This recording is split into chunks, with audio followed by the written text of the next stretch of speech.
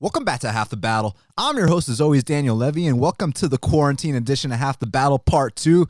Really appreciate the feedback y'all gave me on Part 1. If you haven't checked it out, make sure y'all go back and check that out right now. I thought it came out really good. It was a pretty damn good episode, but now it's time to keep this thing going, man. It's time to keep giving y'all content, and let's get through this time together. So today's going to be an interesting episode of Half the Battle. We're going to be joined by undefeated UFC light heavyweight prospect Jamahal Hill. And, you know, this is a guy, he's 6'4", has a 79-inch reach, undefeated. So, you know, he's bringing that swag with him. And what's interesting about these undefeated fighters, man, I love talking to them because they have that confidence. They feel like they're untouchable. They truly believe that they have a new fighting style that no one's ever seen before. And just that youthful energy, man, that confidence, it really gets you invested in them and really makes you want to see what these guys are going to end up doing with their careers. And I can't wait to talk to Jamahal Hill because I know for a fact that this guy isn't just in the UFC to say that, oh man, I got to fight in the big show this one time and then go back to the regional scene and get cut. I think this guy is trying to make a serious run. He got to the UFC at only 6-0. Now he's 7-0, won that fight against Darko Stosic. Definitely has a lot of athletic tools, but the martial arts background with this kid, the striking is seriously on point. His get-up game, I like what I see from this kid. I'm very curious to see how he develops as his career progresses, and can't wait to hear what he has to say. And then we're going to be joined by longtime friend of the show, James Vick. Now, it's interesting because I had James on the show, you know, back when he was undefeated in the UFC, and then back when he was 9-1 in the UFC. He had a 90% win rate. We used to call him Mr. 90%. I know y'all remember we used to bet on James Vick almost every fight, win 90% of those. Well, then he got to the top 10, and the last 4 fights haven't gone his way at all. So I'm going to ask him all about that. And I know y'all want to hear what he has to say about that because, look, I mean, I've spoken to him at length about this kind of stuff off air, but now we're going to talk about it on air. And also, he was in Thailand doing some training, expecting to get a call, and then this whole coronavirus situation came out of nowhere. So he wasn't able to just go home and hang out with his girl and with his son. He had to go into a self-quarantine, and the guy's hunting his own food. He's doing the whole bit. I'm going to let him talk about it. So make sure y'all listen to my self-quarantine talk with James Vick here in a little bit. And last but not least, another longtime friend of the show is joining us, Mike Biggie Rhodes. You know, this is a guy that, similar to Vic, you know, when no one gave a shit about me and I was a no-name in this game, he was one of the guys that gave me the time of day and basically helped me get some experience and was just there. We ended up becoming good friends afterwards, so it's gonna be good to call Mike Biggie Rhodes here in a little bit. I mean, y'all know exactly who he is. This is a guy, he beat Alan Jouban, he beat Zach Otto, he had an amazing 3-round fight with Robert Whittaker in Australia, and most recently, I know a lot of the fans remember when Anthony Pettis fought Nate Diaz during that open workout. I don't know if y'all remember, but Anthony Pettis was teeing off on his big sparring partner, and that big sparring partner was my boy Mike Biggie Rhodes. Even John Jones commented on it. He subtweeted the clip of Anthony doing all that stuff to Biggie, and he's like, man, this sparring partner is serious. Well, I'm going to talk to that serious sparring partner here in a little bit. First, we're going to hit up Jamahal Hill, but before we do that, just got to make sure y'all are hanging in there, man. These are some trying times for everybody, and you just got to make sure that not to be too down on yourself, no matter what the case may be. Let's try to get a routine going, whether it's exercise or art or music, podcasting, whatever the case may be, whatever kind of new hobby you want to take on, or you want to revisit an old one, or just something to get your mind off things. Because I know if you sit there and do nothing, that's the easiest way to fall into a depression and to question why things are happening the way they are. So let's do something productive and make this time count, man, because that's the only way we're going to get through this with a level head and be ready to take on what's next. So again, make sure if y'all ever need a talk, just hit me up. You know what I'm saying? We're all in this together and we all go through hard times, but we're all doing the right thing, staying at home to make sure this thing doesn't spread anymore. And eventually life's going to get back to normal. It's just a matter of time. All right, well, let's hit up undefeated UFC light heavyweight prospect Jamahal Sweet Dreams Hill. Joining me now is undefeated UFC light heavyweight prospect Jamahal Sweet Dreams Hill. Jamahal, welcome to Half the Battle. What's going on, brother? How you doing? Doing amazing, as much as I can be, man. I mean, I'm staying positive, but man, we got to pass that on to other people that are down right now. These are very interesting times. Only the strong will survive. How are you dealing with these times, man? I mean, I'm holding it together, man. I'm just doing what I can, just hanging out, chilling, putting in whatever work I can put in, trying to get some things in motion, just things whatever I can do to take advantage of just the situation of what it is. 100%. So, man, you came up on that Michigan regional scene, and it's funny because I know a lot of the fighters from that scene, obviously Dequan Townsend, who you fought, and even guys in the lightweight division like Troy Lamson, Kenny Cross, both those guys actually fought one of my boys, Robert Hale.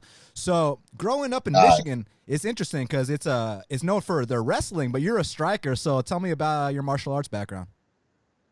Man, I'm a full, all well-rounded martial artist. I'm not just a striker. I'm everything. My striking is world class. It's like everything is world class that I do. I got world class trainers and coaches that pour their time and energy into me to help make me successful and help give me the tools that I need to get to accomplish all the dreams and all the goals that I want to accomplish in the sport.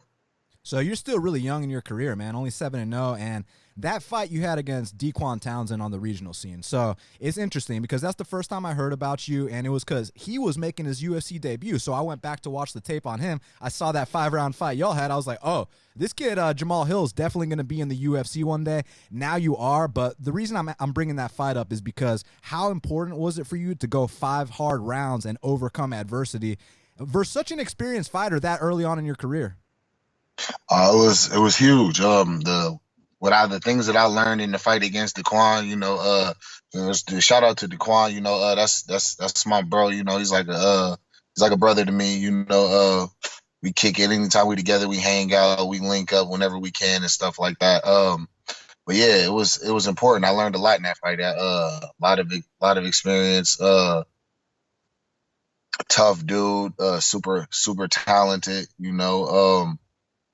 but I went in just on a mission just to implement my game, just perfecting my craft and just steady working on my craft to get better and get better. And what I won or lost at that fight, I accomplished that. No matter what the outcome was in that fight, but yeah, I definitely appreciate that fight. So after the fight with Dequan, you got the Contender Series call, and man, the liver kicks from the southpaw stance were absolutely brutal. Would you say that left kick and that left straight are your go-tos? Nah, they're open a lot. I mean, I throw whatever's open. If you give me the opening, I'm gonna take it. If that's what's there and that's what's open, and that's what I'm gonna take. So you timed that fight perfectly. I mean, when it was time to turn up, you turned up. And at some point, he even started to act like body shots were low blows. At what moment did you feel like your opponent started to break?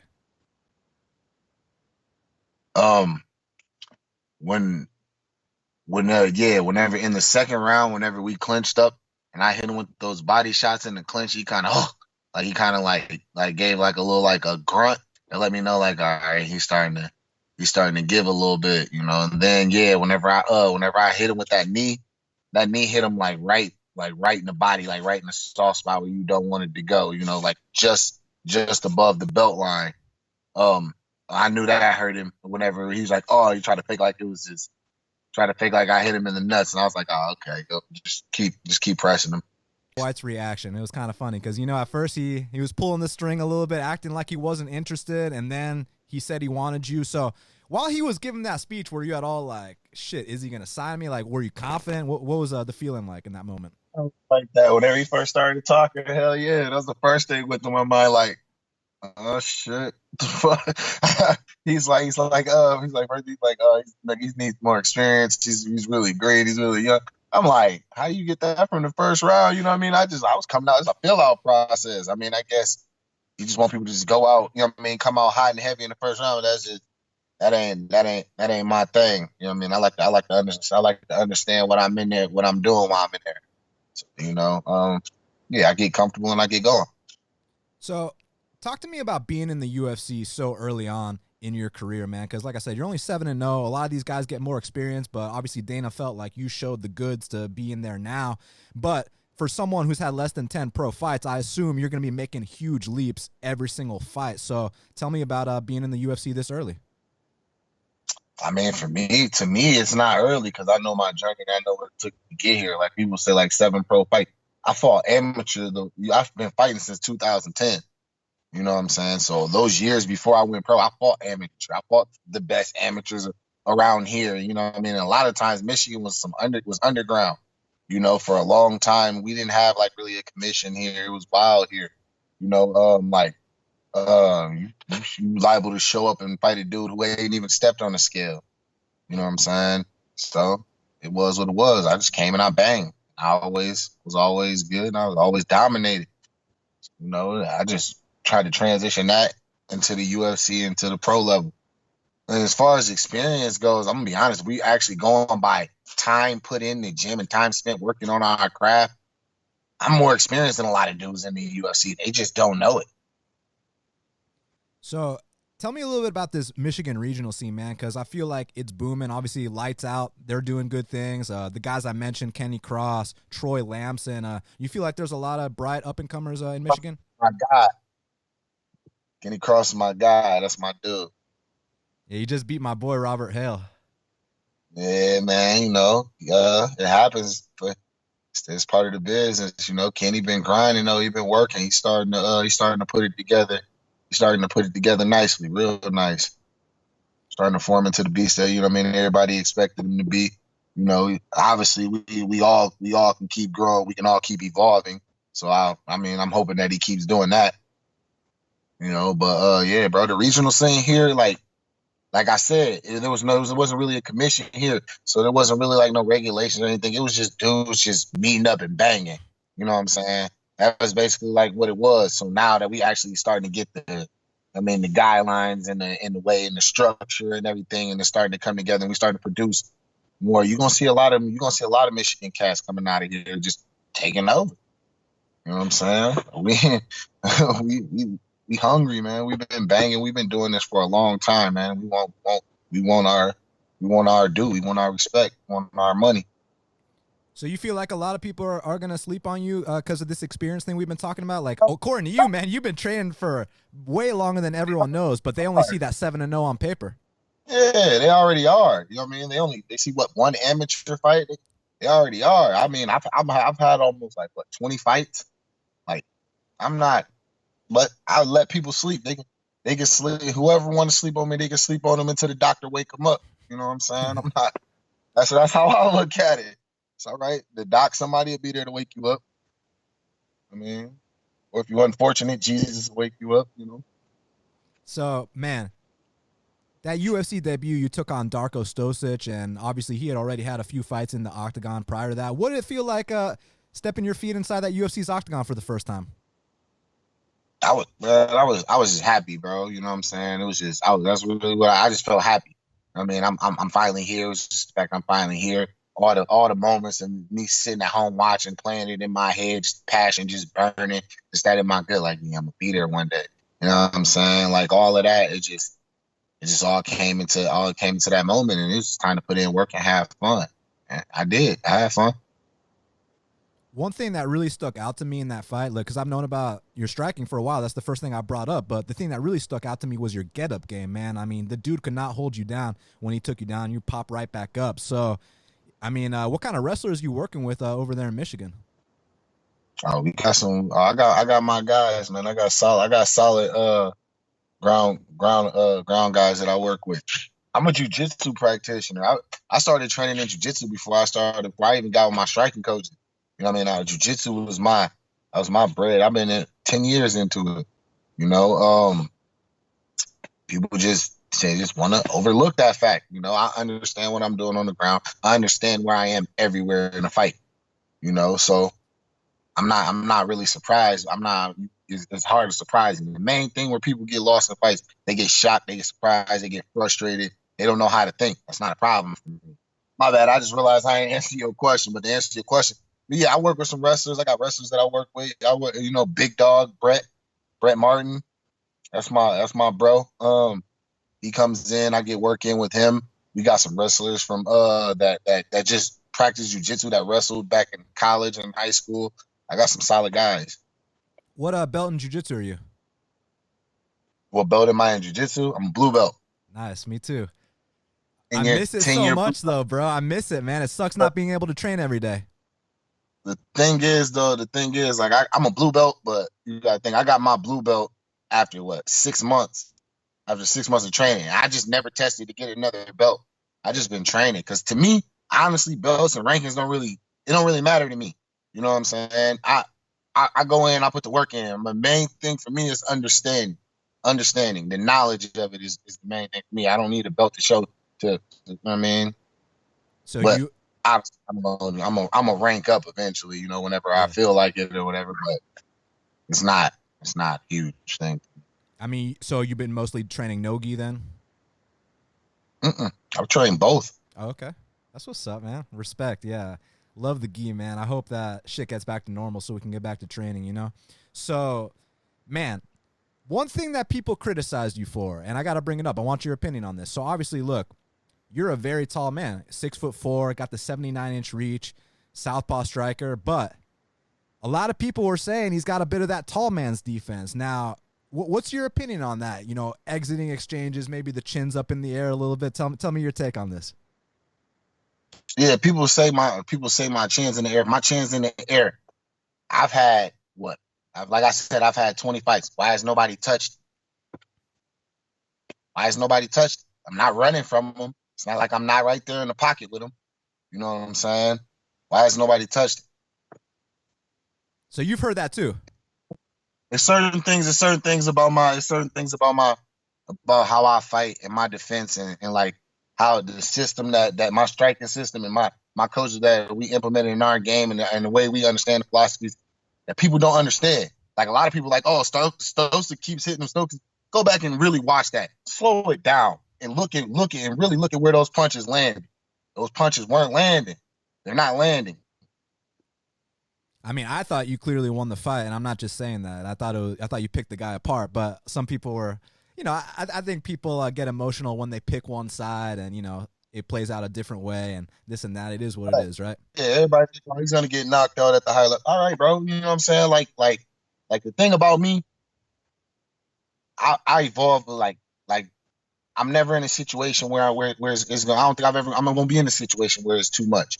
Because bro, I prepare. I prep, and I'm ready. You know what I'm saying? To where I can be ready anywhere. So as the level goes up, you'll see where my level really is, and it's a lot higher than people think it is. So, are you someone that studies your division? Like, if so, like, are there some fights that you want down the line, like, or do you just focus on yourself? Only fight I've been focused on years is John Jones. You know what I'm saying? He been cleaning house with everybody. If I'm focused on him, if I'm ready for him, who could be ready for me? You know what I'm saying? That's a great mindset. I mean, what do you think you could present to the great John Jones? The guy's 28-0. Yeah, I can present something that he's never seen. He's never fought anybody like me. My mind, it's hard for me to explain. Like it's hard for me to explain what it is that really makes me good or the things that I'm really able to do because I don't really understand it myself. It's just things that I'm just able to do. You know, it's a different animal. It's a different animal. Plus, I don't think anybody in the 205 division in the world has the hand speed to keep up with me. Has my hands. Period. Endurance. And my weight class, nobody can keep up with that. So I heard in your post-fight speech with Laura Sanko, you mentioned you got 6 kids. My boys staying busy, so, I mean, do any of them know what their dad does? Yeah, they all know. I'm active in all my kids' life. They know. Hell yeah, man. Any of them playing sports already? Are they still young, or what's the deal? My daughter, she played basketball. I was just at her. Her basketball season just ended. She's into that. I'm gonna get to working with her. That's something she want to be into. So rock with that. My oldest son, he plays baseball. He's really into baseball. that's his thing. Work with him. That's Yeah, awesome, man. I don't force. I'm not gonna force nothing on. This is whatever they want to do, or they want to do. That's what we gonna do. We gonna figure out everything about it. I'm gonna know everything about it at that point. So, a couple fan questions we got for you. So, is there anyone that you modeled your fighting style after? Yeah, yeah. We all a product of the greats that came before us. You know what I'm saying? Yeah, I took a little from everybody, from all the greats. For me, if somebody's like, "Oh, I just want to be like this person," I'm like, all right. If this person had a whole career like that, I mean, people got a whole career of game. Take the trip to study how it was originally done, or how you trying to copy to do it. You know what I'm saying? But I feel like you take from everywhere. You take a little bit from everywhere. Like I learned a lot from Anderson Silva. I learned a lot from John Jones. You know what I'm saying? I've learned a lot from different areas of martial arts. Floyd, Lomachenko, Canelo. You know what I'm saying? Like Tyson Fury. You know what I mean? Even Wilder. You know what I mean? Like certain just little things, even little tricks. It's like I look at it like it's almost like a playbook. You know what I mean? You just stack your playbook. Another question the fans had for you is, who is your favorite rapper, and has anyone told you that you resemble Juice? Who's Juice? Juice World? I'm honest. I didn't even know who he was until he passed away. Uh, bunch of different people, and it's always random. That's funny as hell. I told him like Ovid St. Peru. Oh, really? You got that one, huh? That was weird to me, you know what I'm saying? But hey, okay. That'd actually be an interesting matchup. Is that a fight you'd like down the line? Bro, I like any fight that's gonna get me paid, bro. It don't matter. I'm telling you, I'm here for everybody. I'm here for whoever want it. Say less, man. So another That's what thing. I'm trying to do, bro. They keep asking. I'm saying as less as possible. I'm saying as little as possible, bro. I got you. I So talk with Dean. yeah, hey, I respect it. So look, one of the fans, he said he didn't have a question, but he just wanted to give you a shout out for cashing him a nice bet against Darko Stosic. So this is a betting show, so I'm just gonna give you a thank you on a behalf of him. Maybe he'll send you a little tip as a result. You know what I'm saying? But so man, Okay. Smart with your money. Way to be smart. Good investments. Good investments make money. real talk. So Warzone. I mean, we got to bring this up, man. I know you've been on that Xbox. I know Warzone came out free. You've been enjoying yourself up. To fucking download. That shit took days to download. It just downloaded it. I don't think I played it yet. Oh damn, you haven't played it yet, man. We're gonna have to break that in. It's serious. I mean, yeah. What games you on these days? Shit. Right now, I'm actually like. That's why I forgot, bro. That's why I've been like scrambling all day. I'm actually throwing together this online Madden league. I got like about like 20 people right now. I'm trying to fill up a whole league so we can do that online while everybody quarantined. We're not doing nothing about this Madden league. And Who's your team? The Lions? the Lions is my team. Don't get me wrong. The Lions is my squad, but they hold us on the rankings though. You know what I'm saying? So I had to go with the Rams. That's funny as hell. That's the reason I still have Madden 18 because my Falcons are rated like 92 there. I still haven't upgraded, Got to keep it that way. Gotta live in the moment. Gotta live in the moment. I know we still got Sanu and Hooper on the roster there, so I'm keeping it that way. I'm not getting 2020 yet until my team, ranks up a little. What's up? They got some recovery to do. Well, y'all just got Gurley. Yeah, we did. We got Gurley, but we got rid of Devontae Freeman. We got rid of Sanu. Like, bro, we're fucking up. But Gurley's awesome. Bro, hold on. All right, now let's be real. Devontae Freeman played like 6 games this season. True. My mans don't stay healthy. I mean, y'all basically traded in for a bigger him. Hopefully, Gurley can stay healthy. I like Gurley. You know what I'm saying? But Sanu, y'all got him halfway through the season, and man, it's time to see the next generation of weapons and stuff. Now you're right. I mean, I think I'm stuck in the past, man, because I remember those runs he used to have, and it kind of reminded me like back in the day. Jamal Anderson, like the original Dirty Bird. The kind of runs that dude would have. So then seeing Devontae, I thought like that was the next version. And man, it's just remember him. He had the same name as me. I was a kid. He had the same name. I was like, oh, his name's Jamal. My name's Jamal too. Yeah. Hell yeah, man. So, last but not least, this is my last question for you. So, obviously, like I started off the show, we're all in this quarantine together, man. Unprecedented times. We've never been through anything like this before. What kind of recommendations would you give the fans at home, that are looking for something to do, looking for answers? Best thing you can do right now, man, just stay away from people, man. Stay safe. Stay in your home. Find things to do at home. Like me, I'm starting video games, chatting with people online. You know what I mean? Start a podcast. Whatever you got to do to just kill time while you know what I mean. We weather the storm through everything that's going on. Everybody got to do their part. It don't stop without everybody doing their part to make it stop. You can point the fingers. We can figure out what happened, what went wrong later, and all of that. But for right now, we just we need to head off this enemy first. You know what I mean, together. Well It's said, the man. biggest thing. Well, Jamal, I want to thank you so much for taking the time to speak with me right here, right now on Half the Battle. It's been a pleasure. Hope to have you back soon. The fans can follow you at Jamal H on Twitter. And any message for them before we let you go?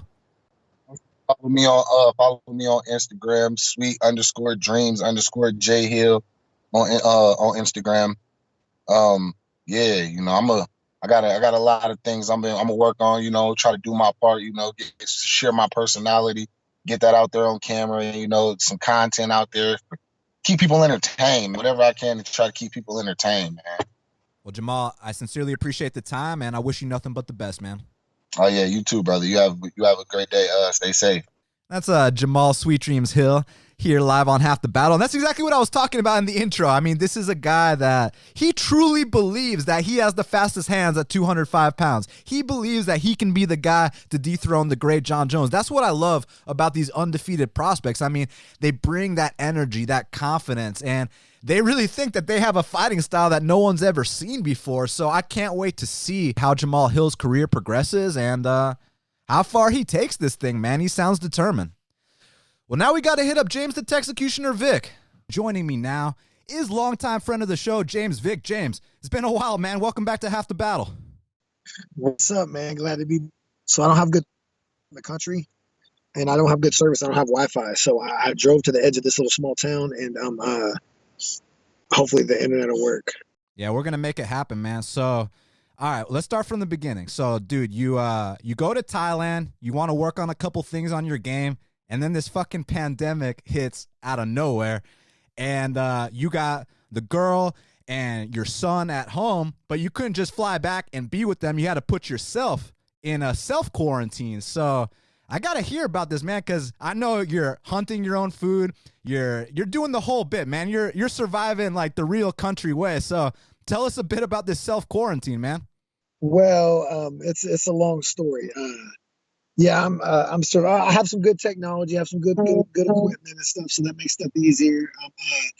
But yeah, so I left to go to Thailand. The Corona had just started happening, but it didn't seem to be like it was going to be. It didn't seem like it was going to be that serious. So I left. I went to Thailand because I didn't want to cancel my flight. I already paid for it and everything. So I left. I go over there. I trained for 3 weeks. I was supposed to stay 4 weeks, and then I was getting scared that they weren't going to let me back in the country like at all, that I was going to be stuck in Thailand. And then the deciding factor was they closed the gyms down. So I was like, well, if I can't train, there's no point in staying here. So I immediately got a flight back. I came home I left Thailand on a Sunday. I got back here Monday. And my girl had everything in the garage. She had told me, hey, Thailand has really low cases of Corona, but I had to travel through 5 airports to get here. And America just seems like I think maybe the CDC and everyone is not telling people, or now it seems like they are the last few days, about wearing masks and stuff like that. It wasn't that it's serious, because I think because we just have a shortage of masks and stuff. Like in Thailand and Asia in general, they have a lot of pollution. So people wear masks there all the time, even when there's not a pandemic. They wear masks all the time. So it's kind of common to get picked up by a cab driver or something like that that's wearing a mask. Even 2 years ago, a year ago when I went, or whenever, So 6 months ago when I went even. So when I got here, I was surprised. So I flew through 5 different airports and I had a mask on, and I had I want sanitizer in my pocket. I was as cautious as could be. So when I got an email when I changed my flight, I got an email saying that I needed to that basically in Thailand, when you go to the airport, you had to have a mask, and if you didn't have a mask, they weren't going to let you in the airport, basically. So I was really shocked when I finally flew. So I flew to LA. I flew from Thailand to Taiwan, Taiwan to LA, LA to Minneapolis, Minneapolis to Texas. And I was shocked that in none of those airports in America, LA, Minneapolis, or Dallas, no one had masks, no one had gloves, no one had nothing. I was like, what the hell? So I think it's maybe the government kind of told us that just because they didn't want to scare people, knowing that we just weren't ready with masks and stuff like that. Because everybody in Asia already had the mask and stuff. It wasn't hard to get them the way it is here. But my girl had told me, hey, maybe you should quarantine yourself, just because I went through so many airports with germs and stuff. But looking back on it now, maybe didn't necessarily have to do it, but I mean, I still think it was smart. But the thing is there wasn't a lot of people traveling when I came back. The international flight was freaking way empty. The flight from LA to Minneapolis was dead. The flight from Dallas there was freaking literally, like, from Minneapolis to Dallas, there was like 20 people on the plane. So there wasn't anywhere near as many germs as normal, just because there wasn't many people. That doesn't mean it couldn't have been there from a week or two before when the airlines were busy. But my girl had my stuff in the garage, and I grabbed my stuff out of the garage, and I took off to the country and stayed out here in my buddy's camper, just hunting and fishing for the last basically almost 2 weeks, week and a half, 2 weeks. So, man, 5 airports. I assume that's not the normal routine when you go to Thailand, right? This is a one-time thing, or what? No, it's normally about 3 airports to get there. Yeah, well, I was supposed to fly to the Middle East, and they wouldn't accept my me coming from Thailand, which I don't understand, because Thailand has very low cases, or I don't know about now, but when I came here, they had very low cases. But it's just they're a third world country in the Middle East. The Philippines the same.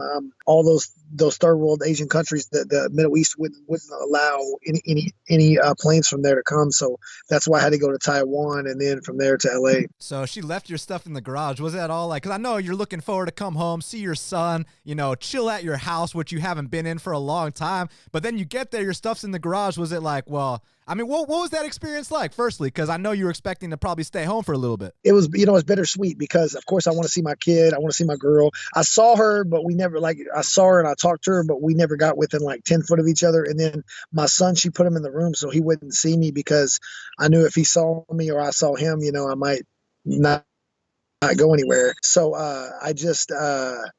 I talked to her briefly. We did no physical contact, never got within like 10, 15 foot of each other. I mean, so that, it definitely sucked from that aspect, but then it was fun too, because I knew I was about to get to go hunting and fishing for 2 weeks, being an outdoorsman. I'm like, that's always a fun time to do right now.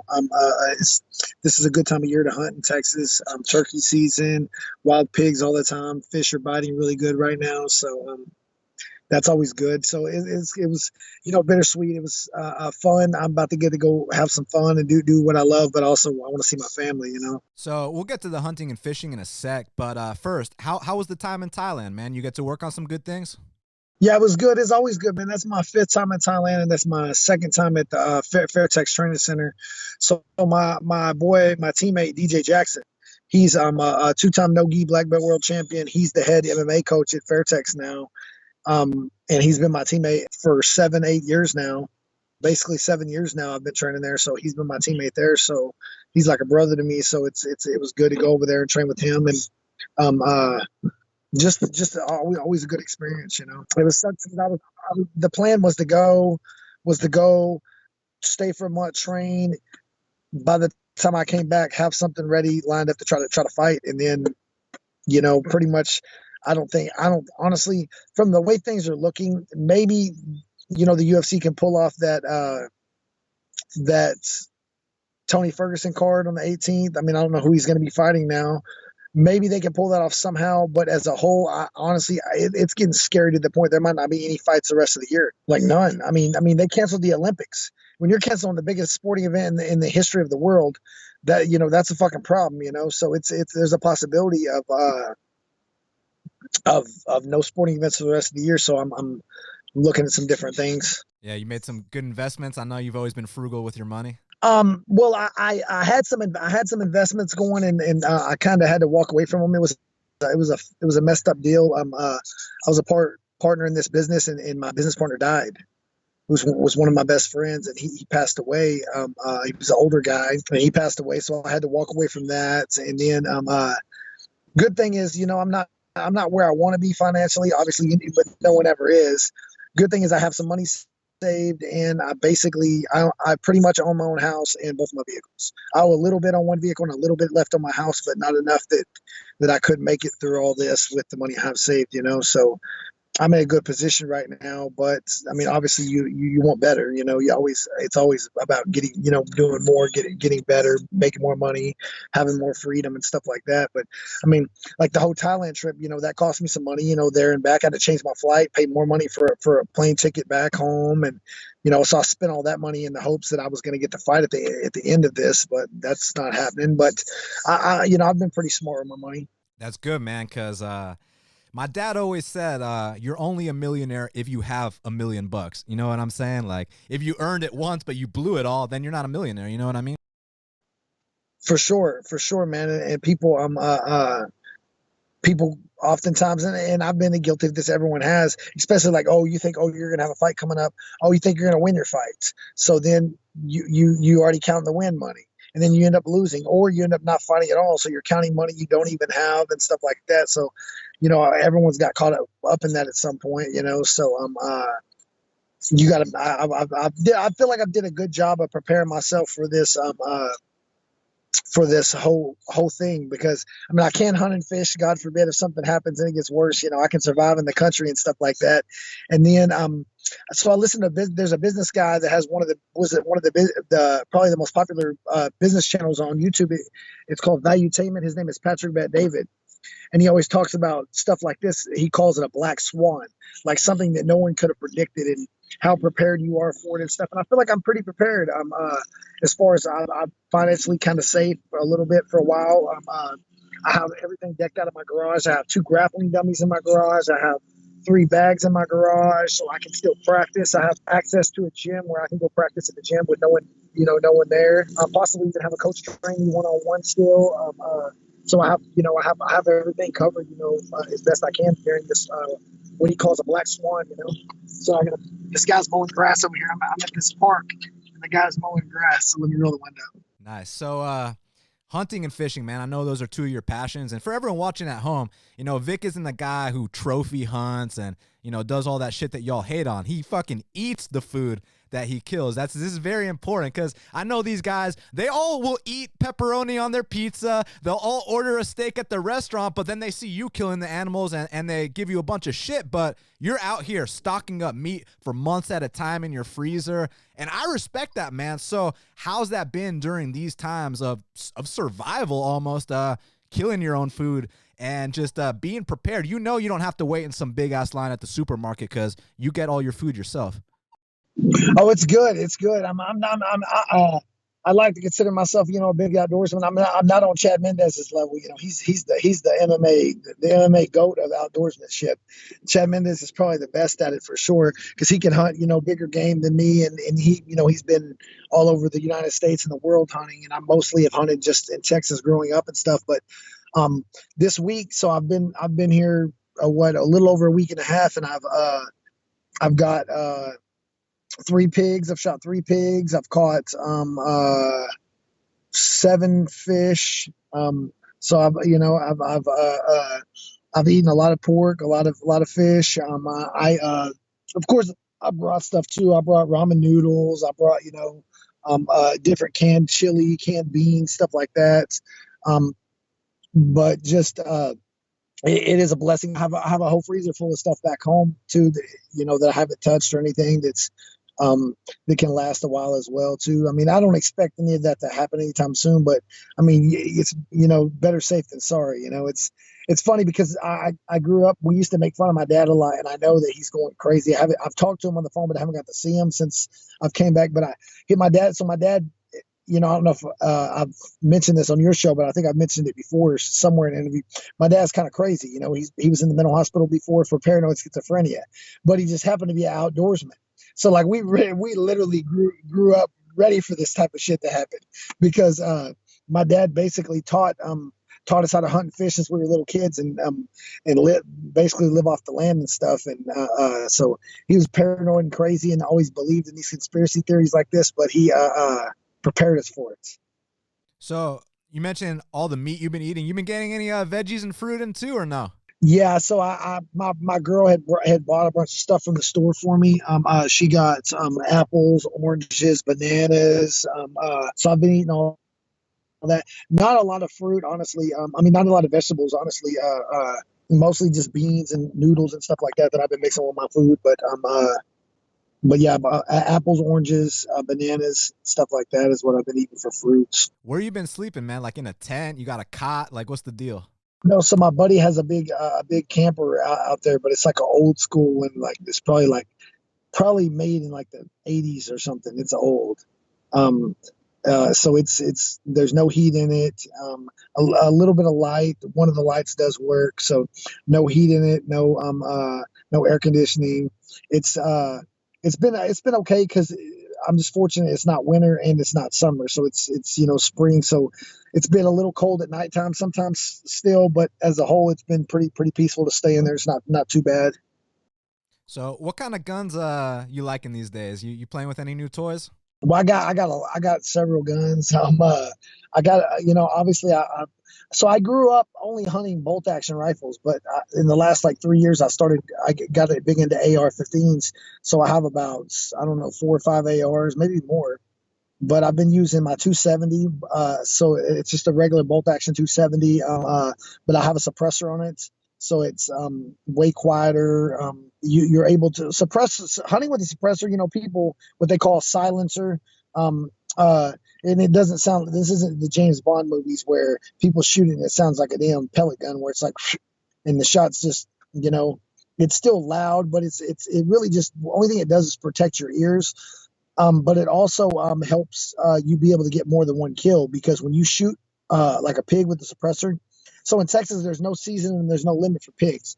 You can shoot literally if you wanted to. They're an invasive species and they kill millions of dollars worth of crops every year for farmers. And the population is so bad. And where I live in North Texas has the most, probably the biggest hog population in the entire United States. Like literally, if you wanted to, you could kill 5,000 in one day.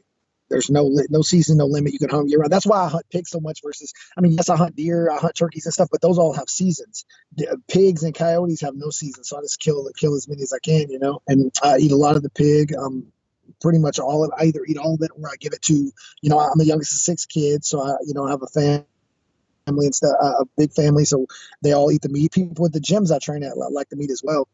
But with the AR-15, you can get, you can shoot, you got 30 round clip, you can shoot a lot of pigs, and you can get with the suppressor. What happens is when you put the suppressor on, it quietens the shot, but it also confuses the pig where they don't know where the shot is coming from. So you could be in front of them, and especially with the night vision I have as well. But even in the daytime, it doesn't matter. But I have night vision; they can't see you. They can't really see you in the daytime if you're hidden in good spots, and you can shoot, and they may only run 30 yards and stop again because they don't know where the shot came from and it's not that loud. So that's why I like it. I've been hunting a lot of AR with the suppressor on it. You what kind of camouflage gear you wearing? You ain't like painting your face or anything like that, right? No, that's the movies. I got this cheap little pair of pants right here. I got this little hog hunting shirt. I'm gonna have some other stuff. This here. This one, just any cheap stuff you can buy at Walmart, or I have one company that sponsors me called Rocky Boots.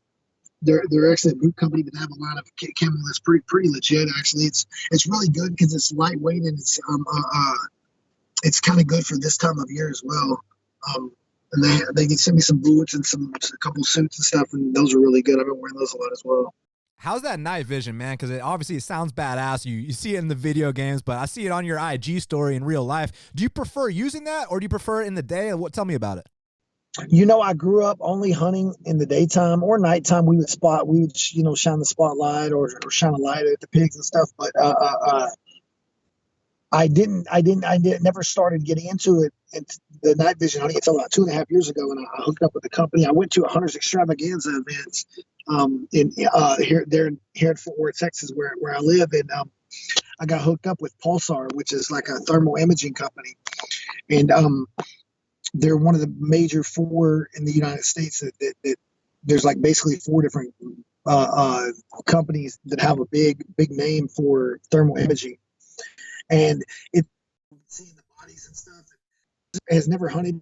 Thermal hunted, especially if they play video games, they would think, "Oh my god, this is the coolest shit I ever did in my life."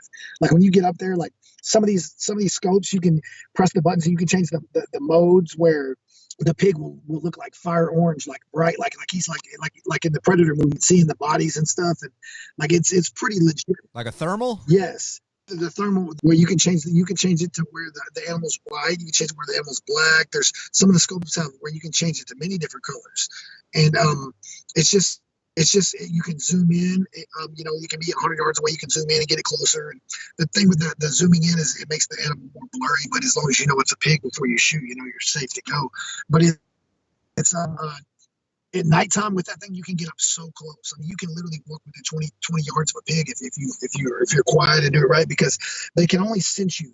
They're really good. They have like a vicious nose and a smell, but they can only sense you.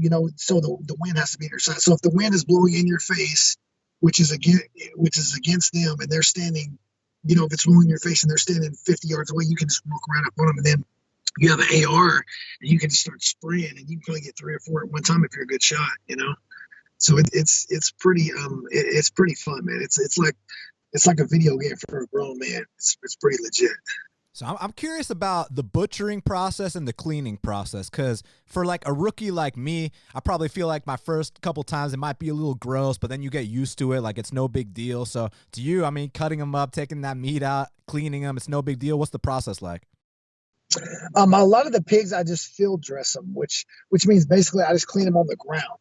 Like with pigs, and that's only because I shoot so many of them. If I was only getting 1 or 2 a year, then I would hang them up and I would peel them all the way down, basically from the legs all the way down to the neck, peel the skin down, and I would cut the ribs out, I would get everything. But I shoot so many, I mostly just cut the back straps out and the hind legs where like the ass cheek is, and then the front shoulders.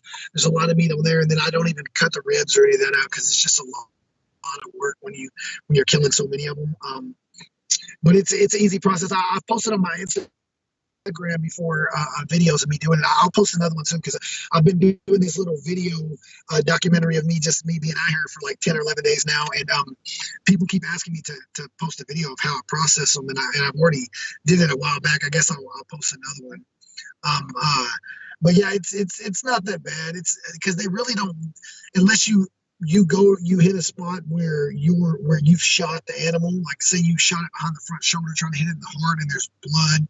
Besides that, there's not a lot of blood involved. Like when you cut into it, the meat's pretty clean on the inside and everything, unless you hit like a blood pocket where close to where the shot was or whatever. Besides that, it's really easy to cut the meat. It's not bad at all. Besides the skin is really thick, so you have to have a good knife to initially cut into it, because hogs are really tough. They're probably the toughest animal to clean.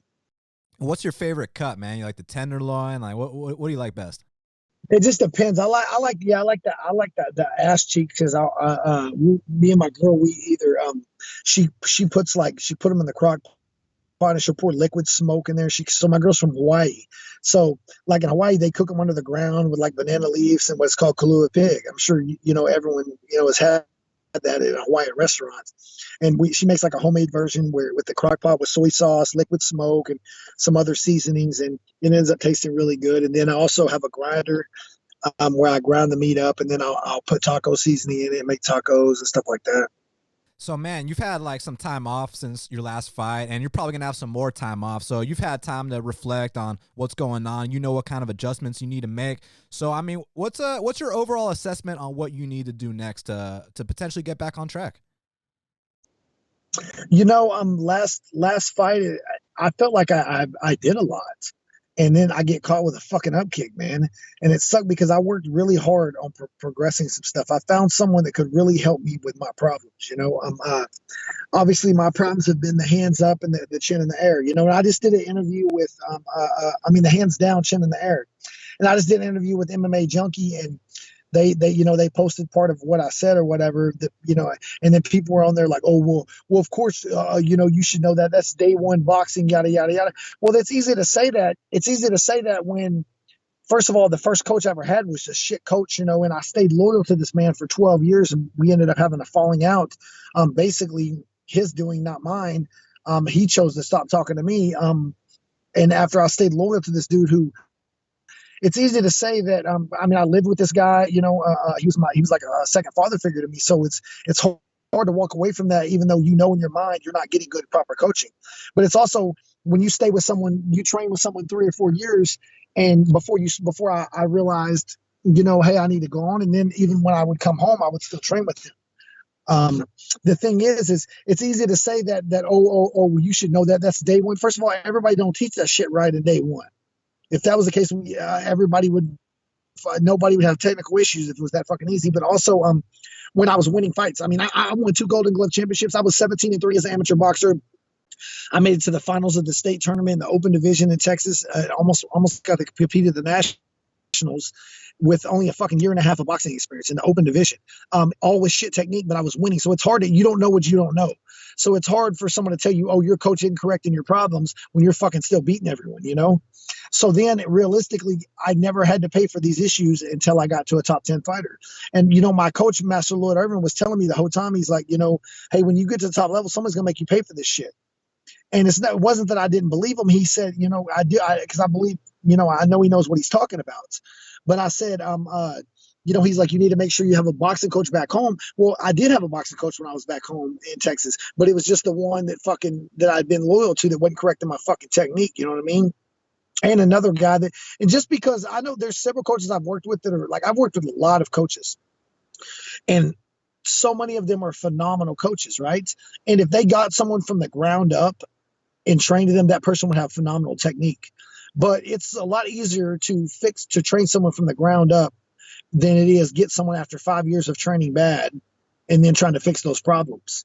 And that's kind of where I've been at the last few years. Is I was training with people that I know that if I had started with them, they would have fixed my problems, but or I would have never had those problems to begin with. They would have, because I've seen people that they've coached from the beginning ground up that do have phenomenal technique. But at the same time, there's also these people also weren't able to fix my problems. You know what I mean?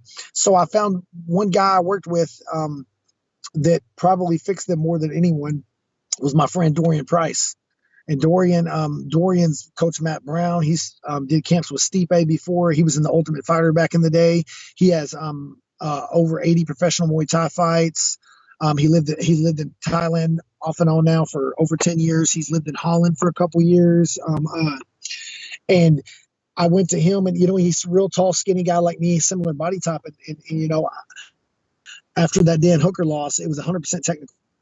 I'm sitting here exchanging left hooks in the middle of the fucking cage with someone who's known for their left hook, and his hands are up. He moves his head off center line perfect, and I'm throwing a left hook with my hand down at my waist, my right hand down at my waist, and just getting caught in the middle of the exchange with just horrible technique. And after that, I was like, you know what? That's when I decided to go to Thailand and train with Dorian again. Because before I trained with him for like 1 week, but I told him, I was like, hey, can you fix this, man? I need this bad. And I'm not exaggerating when I say, well, he showed me a couple of drills that really no one else has ever showed me.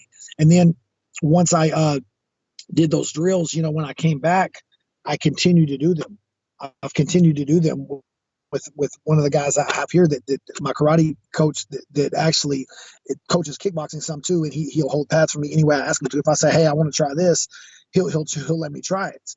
A lot of coaches aren't open like that. When you tell them, oh, hey, I learned this from Dorian, I want to try it, they get offended almost. It's always you got to find someone that's willing to let you be you. The thing is it sucked because I felt like I made major progress. I was there with Dorian for 30 days for a whole month, and just when I'm not exaggerating when I say he slapped me with the pads every 5 seconds. The whole time we do pad work an hour and a half a day. And a lot of coaches, they're real negative on pad work. Oh, fighters only want pad work, this and that. I agree that you need other things. The thing is I did all those other things, and they haven't, and I did pad work too, obviously, but they didn't fix my problems. but I really feel like I've made significant progress in keeping my hands up. And and it sucks I didn't get to show that when I fought Nico Price because I got caught with a fucking up kick. And I was so ready to display and of course, at that point, it had only been, 5 or 6 weeks of me doing those drills. So maybe it wasn't up to par where I wanted to be, where it is now. But I know that I had made significant progress, and it sucks I didn't get to show that, with keeping my hands up, my chin down. And like I said, to me, my losses have besides that last one, which, what can you say? You go with a fucking up kick. But they've all been technical. Yeah, no, I mean, it makes sense. And the good news is now you got plenty of time to work on that before your next fight. But it also makes sense because, look, you went 9-1 in the deepest weight class in the entire sport, right? You had a 90% win rate at one point, make it to the top 10. But those guys are going to be able to capitalize on those issues. So now I feel like you're at a point where, dude, you've earned a tune-up, bro. Like, you've earned a John Makdessi. You've earned a Clay Guida. What's it going to take for you to get a matchup like that in the UFC? I don't know. We'll see what happens. We'll see what happens. We'll see what happens. I don't know we'll see if I'm even going to be in the UFC after all this is up and done. So my contract ran up. And I talked to Sean Shelby a few times and everything, but like I said, you never know. I mean, as far as this whole damn everything is canceled. I mean, I literally don't expect there to be a fight until minimum. I'm talking like October, until after the summer. You know what I mean? But I don't expect there to be any fight cards in any organization. So we'll see what happens. I don't know. But, I mean, I'm not, honestly, I'm not concerned about like I said, I'm not concerned about the opponent. I've never lost besides getting caught with one up kick, I've literally never lost to anybody that wasn't a top 10 fighter. Everyone that's ever beat me became a top 10 fighter or was. Chiesa, Dariush, Dan Hooker, Gaethje, all of these guys, Felder. I've never lost to anybody that wasn't a top 10 guy. So for people to say, oh, you don't belong in the UFC, that's just a joke to me. You know what I'm saying? Like if you want to say, okay, I don't belong in the top 10, well, absolutely. I haven't proved that I have. So maybe you're right. I haven't proved that. But to say I don't belong in the UFC is just a fucking joke. You know what I'm saying? But I get it because it's a rough position for the UFC because if I'm not going to get my shit together and beat these top 10 guys, then what am I going to do? Just keep picking off their fucking up and coming prospects and stopping them from getting in the top 10. You know what I mean? So that's a rough one, so we'll see what happens. I don't know. I'm just thinking about, my life in the next couple months. I'm thinking about short term, spending time with my kid, progressing the things I need to progress and learning some other skill sets, because I think this is probably an eye opener for a lot of fighters, when you go from making thousands of dollars last year to a possibility of no income because you can't fight at all, then you got to look at some other options too. I mean, it's not just for fighters. I mean, for professional bettors, for other sure. athletes, like whatever the case may be, got to switch things up. But definitely professional athletes. But back to your point, because you were saying, okay, if they say you don't belong in the UFC, that's bullshit. And I agree, because like I said, they give you a Clay Guida, they give you a Jim Miller, a John Makdessi. We're getting those wins. Last win was against Trinaldo. But that being said, are you convinced that they would just try to only match you up against those prospects now? Or do you think that you could get kind of an older guy on his way out? I don't know, because my name is still decently out there, to the point that I mean, the only way I would, I don't know how that works. I mean, honestly, I don't give a fuck. I've never turned down a fight. I ain't afraid of nobody. I don't give a fuck who they give me to fight. You know what I'm saying? I really don't. 155 or 170. I believe him with all my heart. I could still make 55 if I wanted to too. I've never missed fucking weight. I've always cheated the diet. I don't really give a fuck who they give me. I really don't. I don't. I'm not going to sit here and say I want to fucking tune up or whatever because everybody in the UFC is good. Everybody's not great in the UFC, but everybody is good in the UFC, or they wouldn't be there. So I don't know. I doubt that I'm going to be getting a fucking Diego Sanchez matchup. You know what I mean? Or a fucking some of these other guys. It's just it's unlikely. But we'll see. We'll see what happens. Yeah, I mean, it'd be nice if they threw you a nice little John Makdessi bone, get you a nice win, but get you back on track. But So let me talk to you about this because, dude, your mindset is the reason you got to the top 10. I mean, when you were on The Ultimate Fighter, people weren't saying that James Vick was going to get to the top 10, right? Like, people were like, oh, this guy won't pan out in the UFC. But then you went on a 9-1 run, had the 90% win rate, made it to the top 10. But now that you went from the best streak of your career, now you're on the worst streak of your career, but you're still a confident guy. How have you kind of stayed positive throughout these times? So much of this is mental, and I really do feel like I'm one of the most mentally strong people to ever be in the UFC. I really believe that. I started this fight game 10 years later than most people. I mean, like, I fought Paul Felder and I lost a really close decision, like super close decision. That dude has literally been training for 10 years longer than I have. Same thing with Gaethje. The dude's been, people can say, oh, well, this person didn't start MMA until they were 22 or whatever. Well, first of all, I didn't start MMA until I was fucking 22. But also, you had 15 years of wrestling. That is training. I didn't have any of that. I didn't start boxing until I was 20 years old. And then I've also had 4 major surgeries in this time period. Didn't start boxing until I was 22 years old. Didn't start jiu-jitsu or grappling until I was 22. So I've beat a lot of people, and I'm tall, so that helps, but I'm not super fast. I'm not super athletic. I'm a decent athlete. I'm decently quick. I'm decent, but I'm not, fucking, freak of nature, fucking, I'm just tall, you know what I'm saying? So that's helped. And just being mentally strong. I definitely believe that, a lot of thoughts have went through my head in this last, year and a half or so, because I feel like I've kind of lost my passion a little bit for fighting. Like, it's definitely taken a backseat, and it's not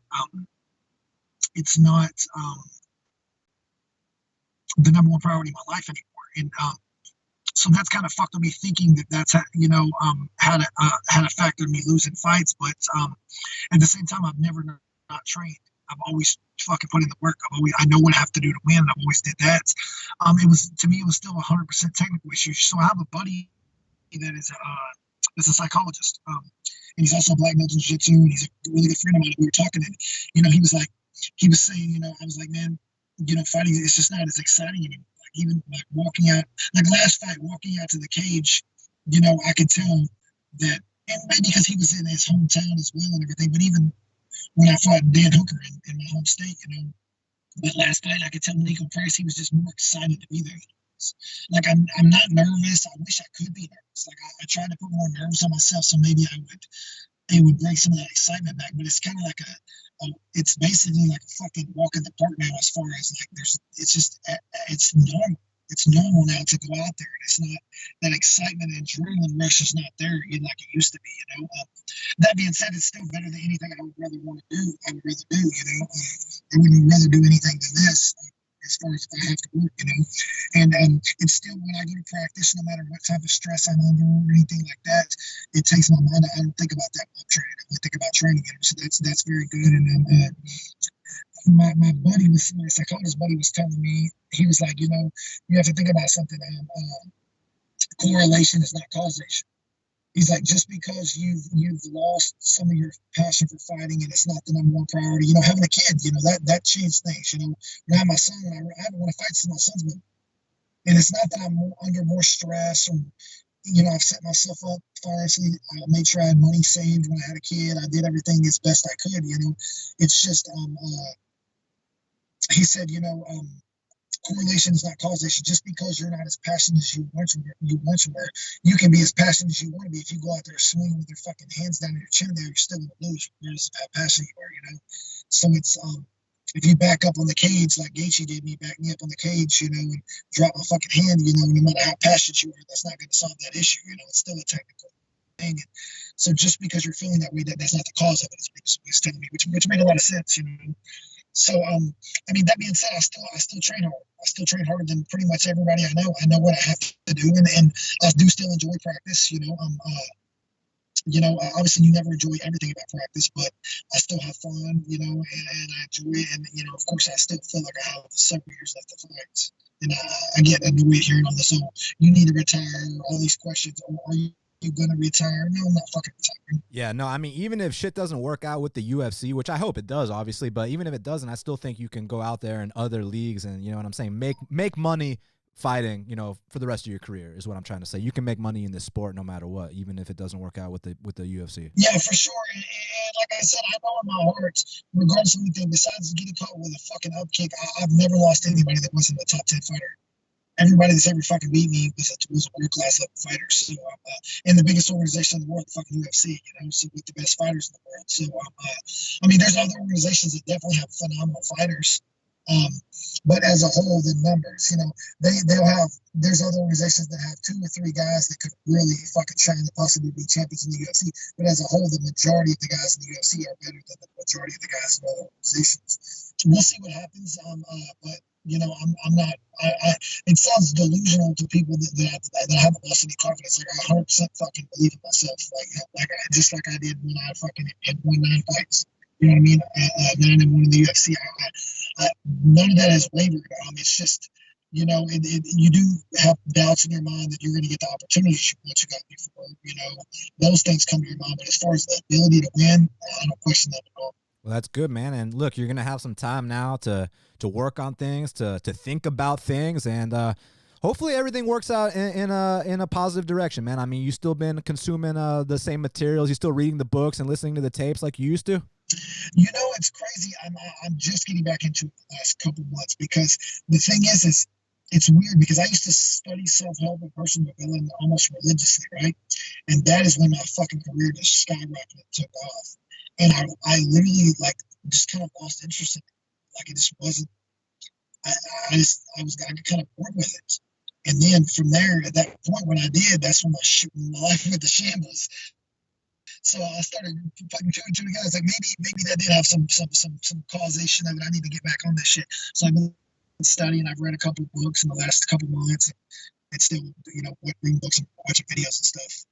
Hopefully, I can get it back. Hell yeah, man. Listen, I'm always an advocate of the Tony Robbins stuff. Got all his tapes, man. That stuff will definitely help. And I feel where you're coming from. Like, we're human beings. Sometimes we fall out of that stuff. Sometimes we get bored with it. But I've noticed every time I head back to it, it always makes a difference. So, I'm not one to give you advice, but I'm sure it wouldn't hurt. Let's put it that way. For sure. That was my train of thought. When I was at the top, I was reading that stuff religiously, studying videos, books and everything. And then I read probably 30 books in about 5 years, watched countless seminars and stuff like that. And then I kind of got bored with it. So I've gotten back into it. I actually was just reading this book right here. It's called The Power of Focus. And I've been reading it. It's written by actually 3 authors. 3 authors together wrote it. And one of them is Jack Cranfield, who's the author of that Chicken Soup for the Soul or whatever books. So it's pretty good book so far as well. I'm about a third of the way done. Nice. You recommend I check that out? Yeah. Let me finish it and then I'll give you the full details of it and let you know. But yeah, so far it's very good.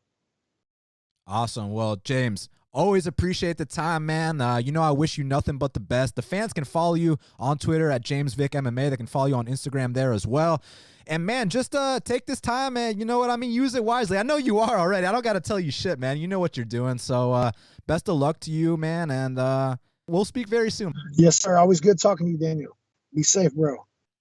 And there he is, James the Texecutioner Vick. Always thankful for his time. I know he's kind of a polarizing figure in the MMA game, but I've known this guy a while. Always been one of the nicest guys to me and a truly good dude. So I wish him nothing but the best. And I hope they can give him that, that John Makdessi, that Clay Guida, that tune-up fight. You know what I mean? No disrespect to my boy Jim Miller. Maybe throw him in there. But, guys, as you heard me repeat myself 100 times, I want that John Makdessi fight for Vic.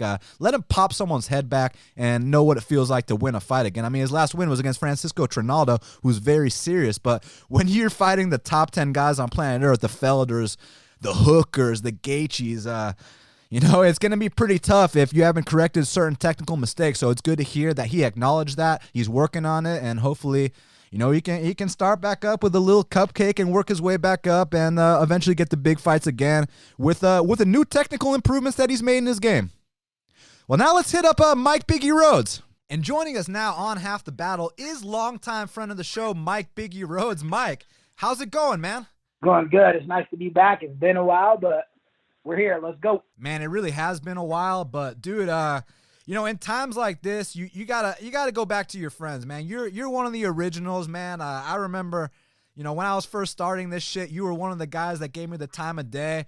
And man, we've been friends ever since, so it's good to go back and talk to, guys like you. But what I gotta know, man, is how are you handling these crazy times? I mean, look, it's not just the United States, it's not Canada, it's not Mexico, it's the whole world, Biggie. We're all going through this together. How you been holding up? Man, I'm good, honestly. Like, I have an outgoing personality and all that. You know what I mean? A lot of people see that, but I mean, deep down, you get down to it. I like being at home, and I got my roommate, JP, St. Louis, his lovely girlfriend, Ella. We live together, so it's not like I'm completely alone. I'm quarantined with family, and we're just chilling. You know what I'm saying? We all homebodies. We kick it with each other, so this is just like an extended weekend for us. I mean, I like that mentality, but look, I got to ask you this, man, because like I was telling the fans on the show earlier, the thing that sucked most in terms of like my normal daily routine is that jiu-jitsu is canceled, and it should be canceled because, I mean, this whole 6 feet, social distancing, jiu-jitsu is like, you're close up, man. There's no distancing in jiu-jitsu. But the reason I'm bringing this up, man, is look, I'm a one stripe blue belt and I miss it. You're a black belt, Mike. Has this been tough for you not being able to get in the gym and do one of your biggest passions? Yeah, it was.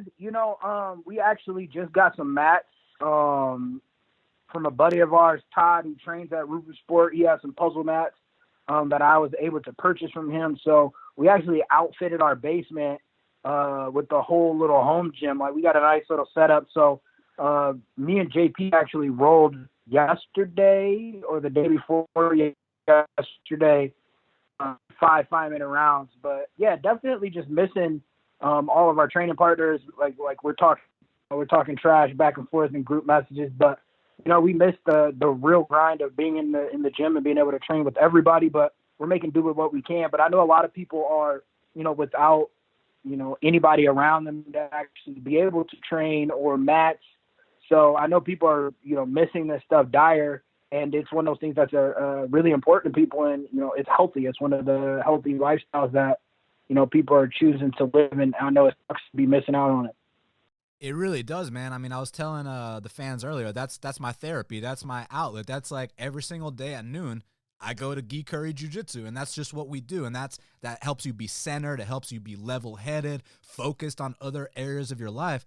So now there's all these other, emotions running through you, all these other feelings, because it's like you let those things out at jiu-jitsu. So now it's like I got to find other ways. And yeah, running might do the trick, but like, man, I don't like running like I like jiu-jitsu. So I got to ask you, man, you're the black belt here.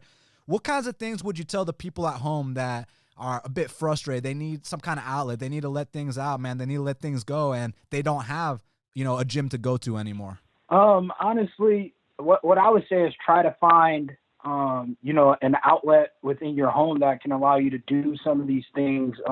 Whether it's, focusing on basic jiu-jitsu moves, shrimping, technical stand-ups, different things that you can do on your own. If you want it to be jiu-jitsu centered, find a YouTube channel, kind of sit down and look at techniques that are around your belt level, your belt rank, your capabilities, and, really try and fine tune the details, visually and mentally, maybe even create a little notebook where, when you actually get back to training, you got some things that you're able to try, or some things that you've added to your game. I think I've made a substantial jump in my jiu-jitsu just because for a while there, I was only watching jiu-jitsu videos. Like, the only thing I was taking in was jiu-jitsu videos. So it's an escape that you can watch it, watch, matches that have happened, if you have Fight Pass or YouTube, and, kind of look at those things. But, with jiu-jitsu comes, injuries and pain and stuff like that. So maybe this is a time of healing for some people that, when this, coronavirus ends, they're able to actually get back to training, or even training harder or better. And man, what kinds of things have you been doing to pass the time? Because I know you've bought me out when I get sent to that gulag and war zone, but what kind of other things you've been doing, bro? Yeah, honestly, man, I've been playing Warzone. You know, we got some games in. I've been playing with some people that I've met just on Twitter. You know, like never actually met them in person, but I got a couple guys who have like become, I would say, friends to me as far as like, you know, gaming goes. But like I said, we set up a nice little gym downstairs. I work for the Wisconsin Athletic Club here in Milwaukee, or in Wisconsin, I should say, and they have gyms everywhere, and they actually closed down a gym recently, so to open up a newer one. So they gave me a bike, some weights, we got mats, we got an Airdyne bike, because JP is my roommate and, you know, a high-level fighter as well. We've been continuing to get training in, but mostly, man, we're just hanging out with each other, you know, playing video games, watching different TV series. Ozarks just came out, so we watched a bunch of that stuff, but man, we're actually just kind of chilling, man. It's like everyday life to us, but, you know, we're just not able to go to gym or, you know, things of that nature. They're still working from home. I'm not, so I don't have to do, you know, some of the things that they are, but we're just chilling. So, look, obviously, you and I, we're not politicians, we're not doctors, we're not scientists, but I'm going to put you on the spot. None of us knows the answer to this. If you had to make a guess, when do you think things will somewhat go back to normal? I think it's hard just to put a certain timetable on it, just because people aren't complying with, you know, the things that we're supposed to be doing. Like we're staying at home, we're isolated, you know, and we're doing our part, but there's so many people that aren't. So they're just, you know, they're not allowing us to get ahead of this thing to where this quarantine could be over. I think they just extended the date of the quarantine, I think, to the end of April. You know, so maybe end of May, middle of May, towards the end of May, hopefully everything's back to normal at that point. But that just depends on society if they're going to, you know, follow these guidelines. And it's like, it's one of the easiest things that we've actually been asked to do to help each other, which is staying your ass at home and laying down or playing video games or just chilling. Like, I don't see, you know, the hard thing. If it was like, hey, you know, jump on this picket line and let's do this, or, you know, crawl down into some coal mine and do this, like that, I can understand being harder for people. But all you got to do is stay at home, and we can, you know, hopefully get out of our homes quicker. But I'll say hopefully, you know, early to mid-May, hopefully it's completely done and everything's back to normal. Well, look, I'm doing my part. You're doing your part. So we encourage everyone at home to do your part as well, so we can all get past this situation, man. Now, before I let you go, and this is Mike Biggie Rhodes here live on Half the Battle. Mike, so, dude, you're killing it right now in your career, man. I mean, look, it's funny because people might remember that amazing fight you had with Robert Whitaker at 170 pounds, but now you're out here, you know, fighting at 205 and LFA and CFFC on a 3-fight win streak. You got an ankle lock, a knockout, a nice unanimous decision in there. How are you feeling about this point in your career right now at 205, no less? Yeah, man, honestly, 205, you know, most of the people, if you know my story, you know I was a heavyweight. You know, when I first started MMA, I fought at heavyweight. I fought at every weight class on my way down. And as, you know, as I grew up and as I became a man and as I started to eat a little bit too much, I just kind of went up into weight classes. But I'm very skilled. And so for me, man, it's like whatever. I'll fight the 205ers. I'll fight the 185ers. I just like to fight. And so, you know, it's good to be able to be a winner. You know, that's most important for me right now is I'm continuing to win. I was just thinking this to myself, though, and me and JP were talking about it, like, you know, we're at home right now and we're kind of, you know, forcing ourselves to do workouts, and it kind of ignited that old grind, you know, like I think sometimes we get too like scientific with training, especially, you know, like in this new age of training, we get too scientific with it. And I think I lost that like grittiness, that just willing to go and do workouts and grind. And, you know, something I would say my really good friend Dustin Ortiz was like good at pulling me into, was just always training. So I think I'll get back down to 185. I'll do 205. I'll kind of fight wherever, you know, I can fight. And I just want to get back to being active. And when this is all done, I want to be as active as possible. And I want to, you know, make a run at making some real dough in this sport. And last thing for me here. So a lot of people might not know that this was you, but this was you back when Anthony Pettis had the fight with Nate Diaz. So on fight week, they had you at the open workouts, and listen, it wasn't like you were just holding some pads or, doing a little light sparring. Anthony Pettis was fucking kicking you hard as hell and was literally, the people watching at home are like, holy shit, he's teeing off on his sparring partner. Now, granted, you're a 205er, so you can take it, but I haven't really seen too many, exclusive sparring partners that were willing to just take that beating like you were. Tell me a little bit about that, man, because that was badass to see. Honestly, like you said, I'm way bigger than him, so a lot of those shots would probably typically bother, somebody of that size, but I'm way bigger. So I was able to kind of absorb those. But even I was a little bit surprised of how hard he was throwing. But when Anthony's in the zone, when that switch flips for him, you just got to be on your P's and Q's. He's not meaning to be mean. He's not trying to hit you hard. It's, that's so close to fight time that he, at that point, man, he was ready to make weight. He was ready to fight. He was pretty much ready to be done with training. But, I've been training with, high-level guys, not only Anthony, but, some of the other guys that I've helped with fights. And that's just kind of how it is. We're a high-level gym, so everything we do is pretty high-level. So I just got to be on my P's and Q's and be ready to, move and catch things. And, yeah, that spinning back fist, I was like, when he hit it, we both kind of looked at each other, and I was like, ooh, shit. I was lucky I got my hand up. Because he threw that thing. So it was just, even afterwards, he's like, hey, my bad, bro. I got in the zone. And it's just one of those things when you're locked in, man, and you're a high-level athlete, you understand it.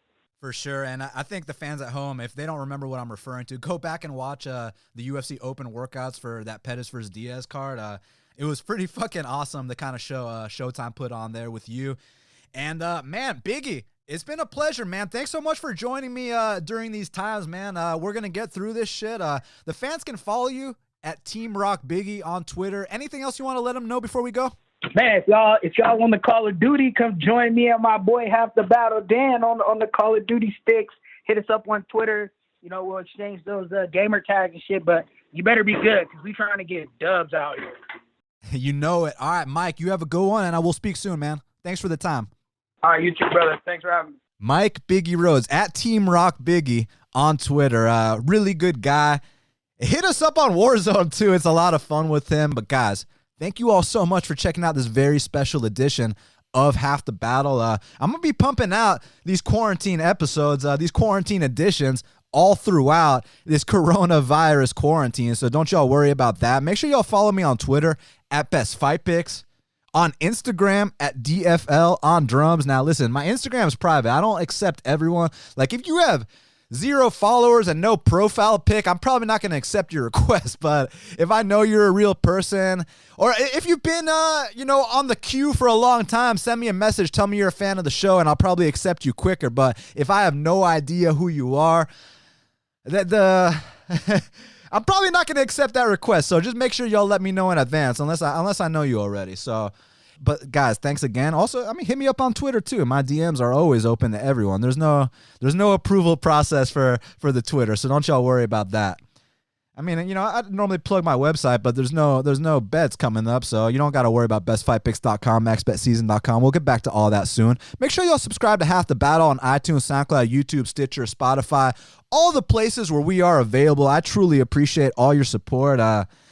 Thank you so much. It definitely warms up the soul to know the kind of love that y'all have been showing me, and just know that the feeling's mutual. So thank you guys very much. Normally until the next time, let's cash these bets, but now it's until the next time, stay safe, stay inside, do the right thing. Let's get past this coronavirus quarantine, and hopefully we'll have some good news and some upcoming fights to talk about shortly.